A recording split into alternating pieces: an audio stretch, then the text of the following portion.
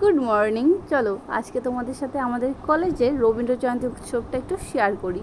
তো এখানে সবাই রেডি হয়ে মোটামুটি চলে এসেছি।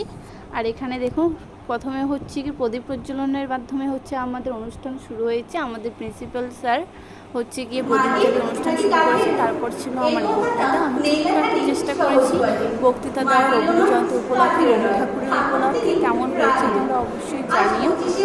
তোমরা শোনো একটু বক্তব্যটা কেমন হয়েছে।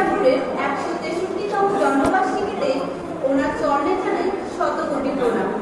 বৈশাখ মাস মানে রবি মাস, বৈশাখ মাস মানে কবি মাস। যখন আমার দুঃখ কষ্টে ভিতরে অশ্রুপাত, তখন যিনি দুঃখ ভোলান তিনি রবীন্দ্রনাথ।